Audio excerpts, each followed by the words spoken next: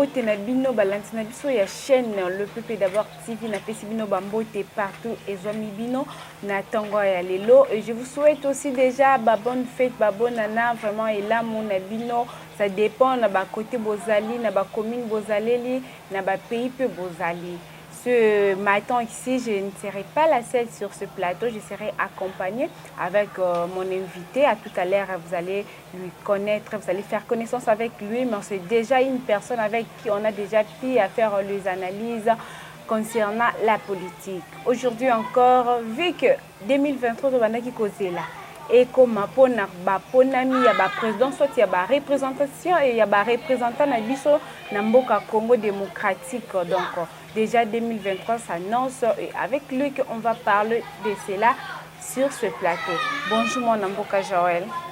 Bonjour maman Mopandi Sango. Bonne fête hein. Pareillement merci. En tout cas on a sepeli une fois de plus.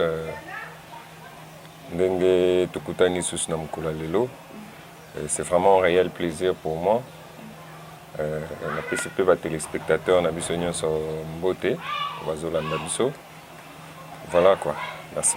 Moi, Namboka Jawal 2023, tu vas causer la ponami, il y a des représentants à Bisso et que bientôt là, je pourrais dire, ça reste quelques jours pour que tu commences comme moitié.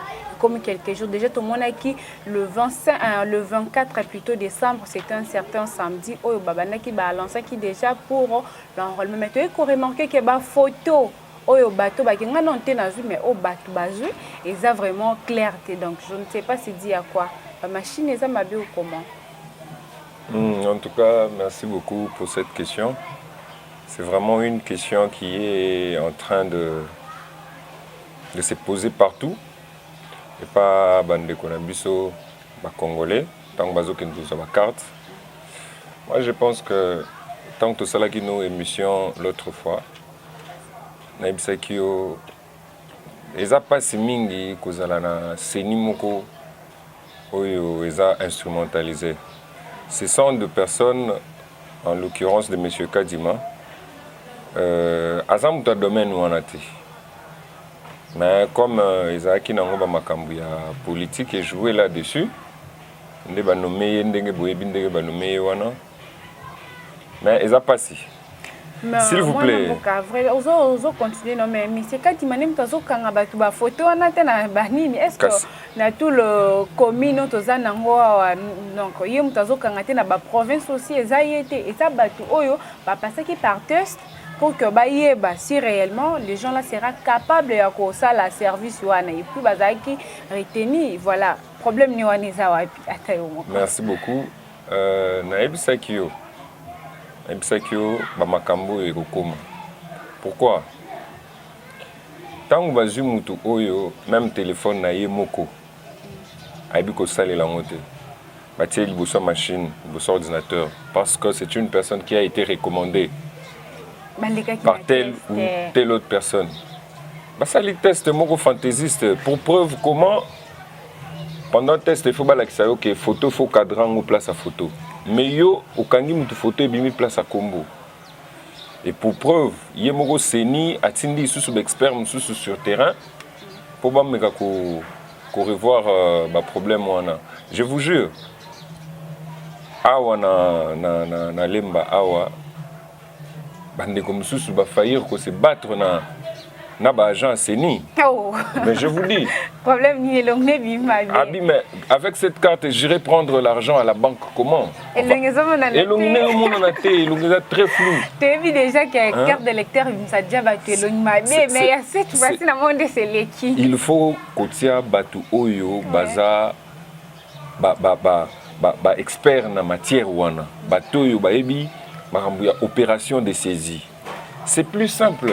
Au lieu de kende kozande kono moi abutaki soki wapi ayebi na makambo ordinateur te mais vous regardez des vidéos même sur les réseaux sociaux vous voyez quand même comment est-ce que bazokuka cadrer même pas mon mais pour rien n'est tard. Bakoki ko changer, changer encore équipe parce que équipe déjà na début et la qui signe ya malamu. Ça serait mieux que changer encore comment.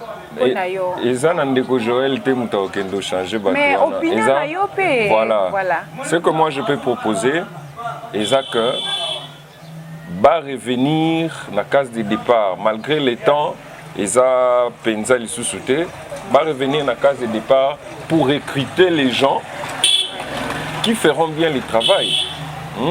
Ça va pas encore nous traîner encore que tous on est sous Sima parce que on court aussi derrière les temps en 2023 mais quand même ça s'annonce déjà quand même CENI c'est une grande institution. CENI a travaillé avec des gens en 2018, en 2016 lors de l'enrôlement, en 2011, en 2006. Malgré Bamsous Bazali sous-souté, Bamsous Balongwa, mais quand même, à quoi recourir na Batouana, à ça na numéro na bango. Hein? Nous avons eu à travailler aussi na CENI à un moment. Il faut chercher ces gens-là, convenablement. Ça, c'est la honte. Je ne sais pas où est-ce que mon pays va, jusqu'où nous allons demeurer dans ces histoires. Vraiment, c'est vraiment... Si ce sont les machines, il y a des machines autres, celles-là qui sont en 2006 et en 2016, en 2018. Où sont parties ces machines? Et ça qui a problème ni. Renouveler yango. Renouveler pour nani, pour problème nango ezaki wapi. Le carte était bonne, Moutounion Sabandagi, malgré Zalaki penza na battante la population mais quand même c'était normal. Mais cette carte de 2022, c'est catastrophique. Vraiment. C'est catastrophique. Je ne sais pas si carte wane go salata 4 mois na maboko bato.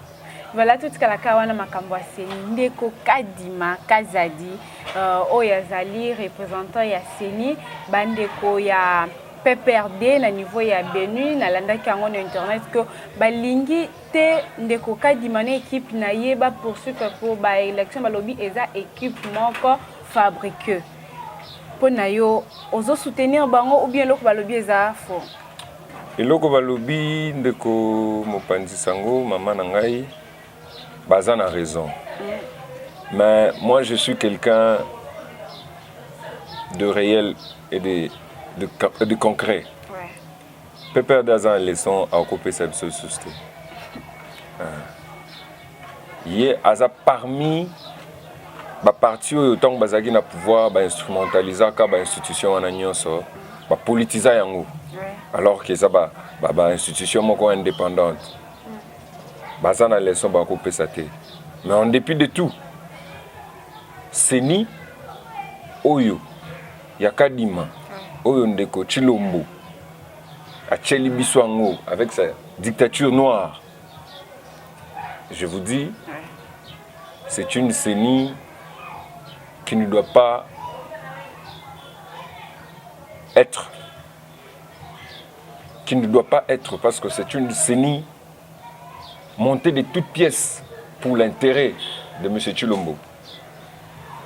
Donc, moi, je ne suis pas d'accord avec cette CENI. Aujourd'hui, donc je peux dire, Nignon les caca, toujours contre les membres de la CENI, ça dépend. Il y a parti politique aux allées, les autres à la position,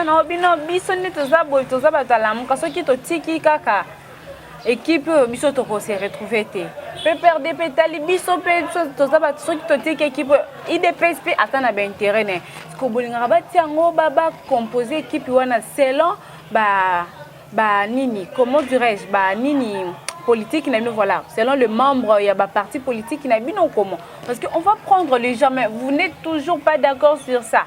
Même les années écoulées, les années passées, c'est toujours la même chose qui se répète jusqu'à aujourd'hui. Mais le problème, c'est quoi? Maman, omoni biso, nengozoloba biso na opposition, tout na parti na biso, où ils ont décidé, il y a président réellement élu en 2018, Martin Faoul Madidi. Merci. Tous à côté à peuple. Tant que le peuple a se plaindre, tant que le peuple a là depuis 2006, na peine, l'escroquerie, oyo azo subir. Parce que pour nani ko continuer toujours quoi clamer ba anti valeur wana ezalaka au sommet de l'état. Mais non. Ce qui c'est ni aza impartial. Aza église au milieu du village. Tokozana na tina roya ko tia makelele susta. Mais tangu Chilomboye ayena batunaye atina seni atina cour constitutionnelle atina ba institution nyonso juste pour na kotaye sur mesure d'intérêt naé mais intérêt peuple té hein, ce n'est pas normal. Moi groupuscule moko boya batu bango bazala kaka bango kaka babimaka bango kaka batu vaka ba intérêt na bango. Mais non, c'est une fois à l'église au milieu du village. Maman, Martin Fayoulou, même bana ya ndeko Chilombo, bayebi ke Martin Fayoulou mutabima. Même moi c'est Chilombo, ayebi. Ceux qui abimaka, adingaka za la président. Ko la bimaka ti ngwana za la présidente. Voilà, kasi tricherie, mais conscience ba ko sa ngota. Tricherie ya wa. Conscience ba ko sa ngota. Qui à la vue de tout le monde ba publier, ben on a publié donc nous toi za la ki wana basali on a radio les qui na TV, les qui na radio, tout le monde était là et même aussi était là présent. Donc c'est comme ça les choses se passent, c'est bon ko se la nango. Maman, omoni eza pasi mingi na mboka na biso. Mais eloko ekoki kokosa conscience na yo ezate. Soki aux 8 ans ya kokutana na ndeko nanga derrière les caméras, il te dira des vérités sur les élections de 2018. Sans te mentir, il te dira des vérités. C'est quelqu'un qui a été instrumentalisé, mais je le connais, c'est un bon chrétien. Il te dira que ce n'était pas de ma faute, peut-être, j'étais influencé. Mais je vous dis, même Bandeko ya Chilombo baebike yem tout abimaki. Pour preuve, pour nani soka kaboni na batu. Ba rappelaka toujours d'ailleurs yo pe muto bimarate. C'est une vérité. C'est une vérité. Oh, les loso tozana yo, toza bien na kobomba. Mais soto kabwani to bebani na rappeler yo. Déjà to moni awa bateau déjà ba se présenter comme président il y a élection la 2023 candidat s'approcher déjà se dévoiler voilà se dévoiler. On a déjà 4 candidats à la présidence sont déjà côté opposition, mais Martin Fayoulou pe azawana, tout le monde peut Moïse Katumbi azawana. Mais là, je peux dire l'année 2018 bazala qui ensemble, mais cette fois-ci bakabwani je ne sais pas pona yo ozomona eza balance eza ndengeni. Je veux pour ne pas citer Matata Mpogno, pour ne pas citer Denise aussi, qui aussi a mis sa candidature. Et les autres, en cache-cache, tu es bien en position, tu es sa position à Bangote. Merci beaucoup. Moni Maramba candidature, les autres dépendent de notre parti politique, les autres dépendent de notre plateforme, ou peut-être Bako tient en place. Moutounion, so, où il y a Moni qui a répondre à nos critères pour postuler, ce n'est pas un problème. Il a ces droits-là de postuler. Donc, nous, on n'a pas de problème. Nous sommes en train de travailler. Au moment opportun, si ça sera notre candidat Martin Fayoulou qui va y demeurer, on va toujours les soutenir. Ce qui est là, accord, coalition, et ça les met parce que c'est la politique. Ouais. D'une manière ou d'une autre, on va savoir qu'est-ce que nous allons faire. Mais pourquoi pas, à côté de l'opposition, même 2 candidats ou bien candidat manquant, afin que maintenir la voix au lieu qu'ils aient un peu éparpillé, voté confusion. Donc, vous avez 2 personnes ou bien une seule personne à te présenter. Il y a un ambitieux. S'il faut que nous partions avec un candidat commun dans l'opposition, s'il le faut, pourquoi on va refuser? Pour l'intérêt du peuple, on le fera. Mais si c'est pour l'intérêt des individus quelconques, non. Nous sommes là pour le peuple, le vrai peuple. Pas des fanatiques aveugles. Le peuple. oyo les lois souffrir, tant on me dit pourquoi. Ma fête, regarde comment les gens fêtent. C'est ça passe. Mais quand on a 10 ans, tu verras que la situation sociale de la population, les autres s'empirer toujours, n'a pas si. Alors ça doit nous faire réfléchir. Si c'est pour l'intérêt du peuple, nous irons avec Martin Fayoulou ou avec un candidat commun, parce qu'il y a des coalitions qui peuvent se faire demain ou après-demain. S'il faut que nous partions avec un candidat commun. Aucun problème est athée. Vous avez athée. Toujours bangate, biso to bangani, biso to longa na biso. Ezala ande. To longa na biso. Bozala appel à présidence ka bolonga. Bolonga ngaka bino monko na parti na bino boye bakango. Nous avons et ça la marque entre bino. Nous avons soutenu les Sphinx Étienne Tshisekedi, paix à son âme, en 2011.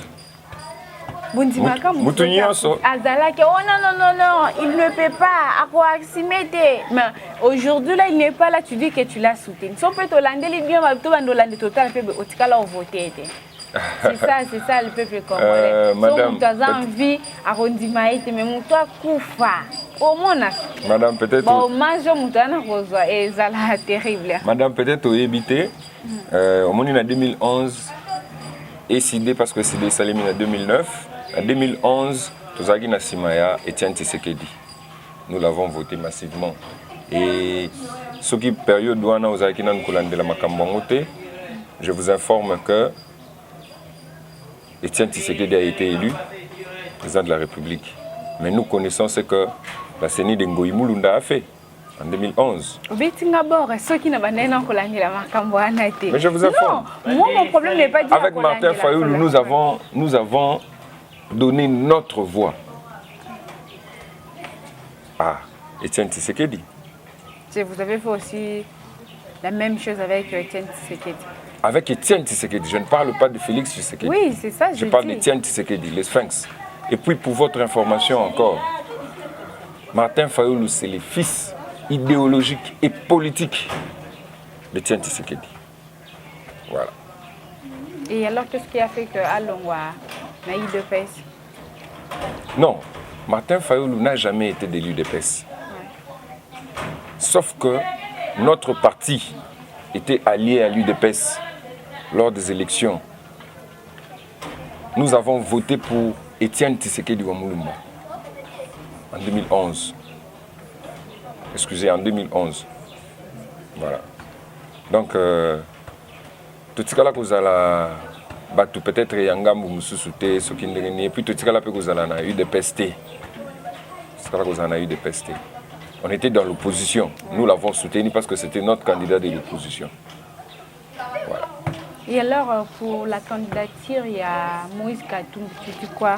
Donc, moi, opinion, parce qu'il y a des années où il n'y avait pas moyen que ça, là, mais cette fois-ci, vraiment, il s'est donné cette envie-là pour servir, pour donner aussi quelque chose au peuple congolais, pour aussi servir notre pays, notre beau pays, RDC. Ndeko Moïse Katumbi,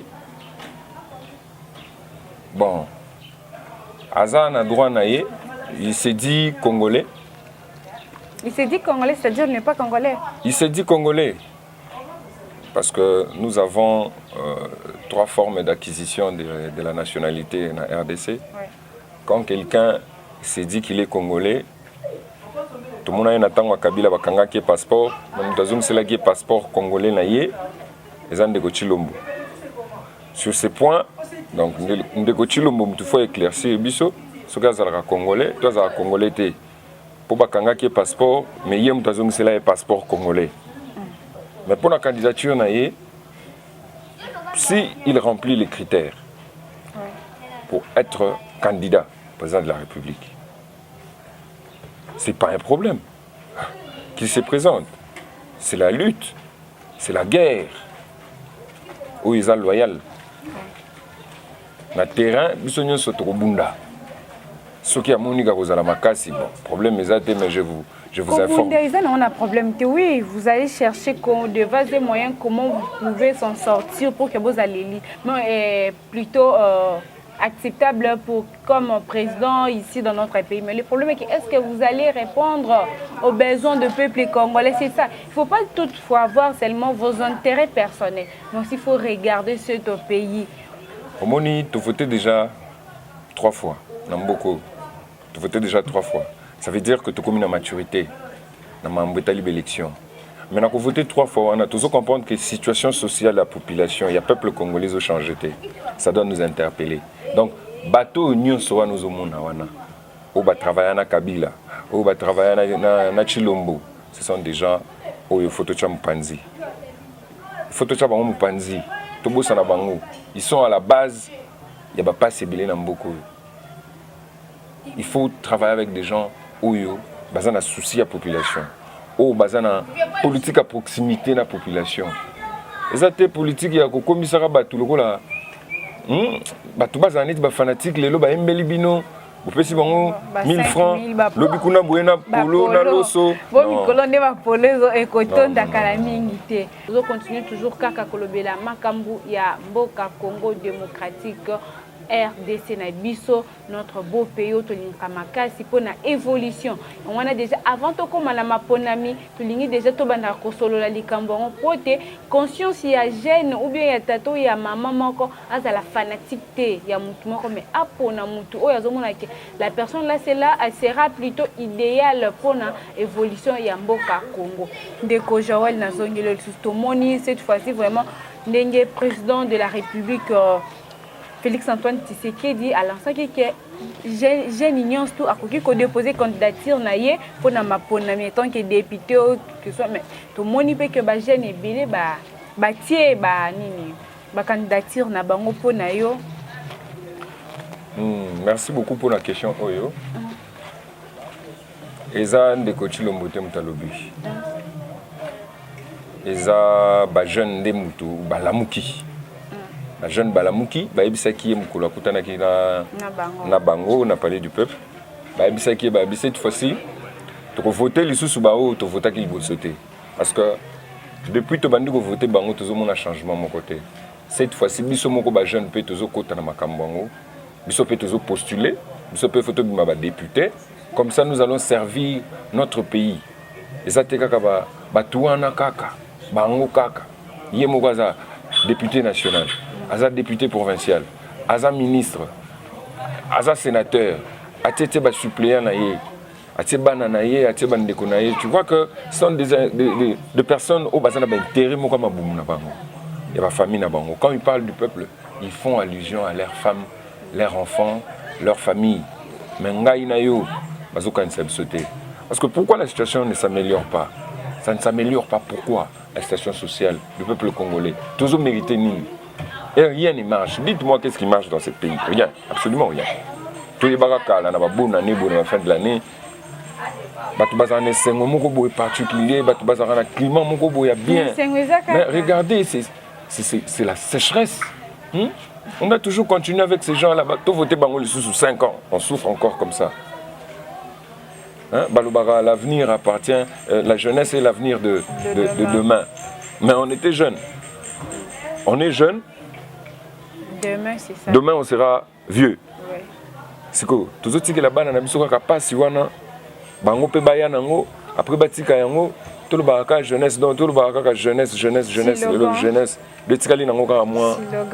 Slogan mon boy, alléluia, amen. Non, ça doit être pragmatique. Ça doit se matérialiser au fait. La jeunesse doit se retrouver dans les institutions. Et ça t'es, moutazala qui DG kuna, aïbimbong, na Ojefrem, botier na Sonas, aïbimbong, bolongolier, botier na IEC. Et ça théâtre. Mais non, j'ai dit ceci pour vous poser cette question clairement. Est-ce que pour vous, vous êtes sûr et certain que jeune ou la candidature na bango bakozala vraiment élite ou bien bakosala bango ba mafia ndenge le kakawana? Je vous jure, il y a des jeunes compétents. Je vous dis, il y a des jeunes courage là vraiment. Exactement. Il y a des jeunes courageux, il y a des jeunes intelligents.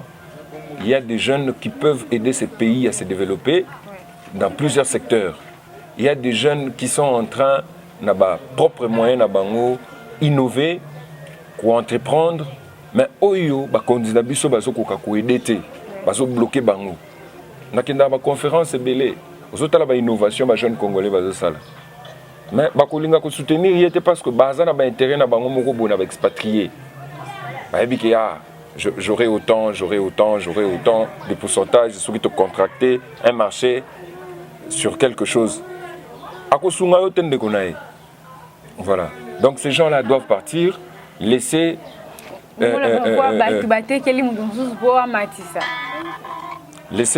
laisser les jeunes œuvrer et voir qu'est-ce que ça va donner. Et je vous jure qu'il y aura un changement, il y aura un développement dans ces pays avec la jeunesse. J'ai confiance. Pour votre information, je serai aussi candidat aux élections législatives qui se pointent à l'horizon. Vraiment, vraiment. Moi, je te souhaite déjà félicitations. Moi, vous étiez courageuse de s'annoncer vraiment déjà. Oui. Et tous ces pays. Bino pe ba jeune o bozali sous nasima bo c'est atoni to sami déjà opportunité pe samel mignon tout o yazo mon azali capable ya quoi assumer cette responsabilité parce que ezana ngote le comment boye non tu vas servir tu seras là pour servir les autres. Donc quand tu te sens capable de servir les autres, n'hésitez pas aussi à côté à candidature na yo. Ndeko Joël comme déjà na suka émission na biso moi mot de la fin. Pour les spectateurs na biso peu na batu oyo balandaka biso de part et d'autre. Merci beaucoup. Je vais juste conscientiser le peuple congolais en général, les Kinois en particulier. Cette fois-ci ou rien, le Congo doit se développer. On ne doit pas rester dans cette situation de peine, de misère atroce. Nous avons beaucoup pleuré. Nous avons beaucoup pleuré. Trop, c'est trop. Le peuple doit se prendre maintenant en charge. Et la jeunesse, il faut téléma. Ils ont makambo, na maboko. Tous les gens qui sont à part Congo.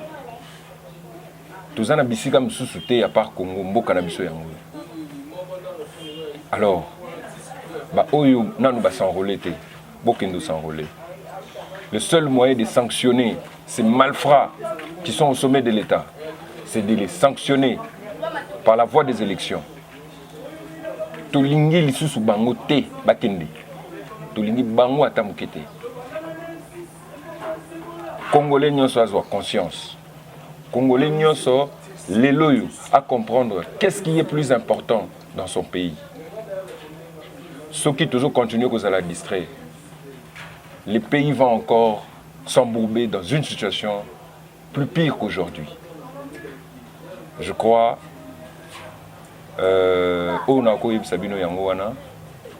tous s'enrôler massivement. Joël Kalemba, Oyo Yabino, à Kozala, n'a pas élection comme candidat. Na niveau, il y a législative, nationale, provincial. Merci beaucoup. Meilleurs vœux à tout le monde. Que Dieu bénisse le Congo. Que Dieu bénisse le peuple congolais. Merci. C'est Pelimingi Kokutana Bino, commenter, commenter, tweeter. Quand il y a des remarques, ne zappez pas, écrire, dites-nous quoi faire et quoi enlever. Je vous souhaite encore de meilleurs vœux aussi pour plutôt notre ingénieur Prince. Je vous souhaite déjà de meilleurs vœux, aussi à notre cordon Alvin Ozana depuis quelque part. Tokutani na prochaine édition. Merci.